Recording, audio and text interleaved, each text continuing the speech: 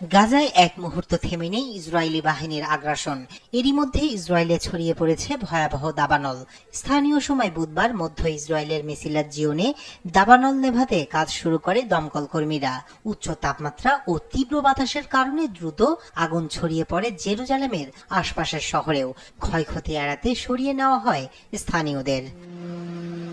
দাবানলের কারণে বেশ কিছু মহাসড়ক বন্ধ করে দিয়েছে পুলিশ। রাস্তা আটকে দিয়ে যাত্রী ও চালকদের নিরাপদ স্থানে সরিয়ে নেওয়ার নির্দেশ দিয়েছেন পুলিশ প্রধান। আগুন নেভাতে ব্যবহার করা হচ্ছে হেলিকপ্টার। এখন পর্যন্ত কেউ নিহত না হলেও পুড়ে গেছে বেশ কিছু ঘরবাড়ি। রাতেও আগুন নেভানোর কাজ চলবে বলে জানান তিনি।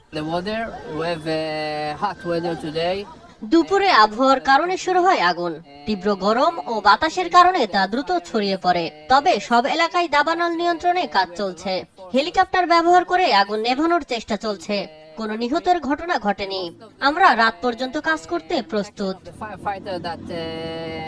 পরিস্থিতি নিয়ে দমকল বাহিনীর কর্মকর্তাদের সঙ্গে বৈঠক করেছেন প্রধানমন্ত্রী বেনিয়ামিন নেতানিয়াহু। আগুন নিয়ন্ত্রণে প্রয়োজনে গ্রিস সহ অন্যান্য দেশ থেকে সহায়তা নেওয়ার নির্দেশ দিয়েছেন তিনি।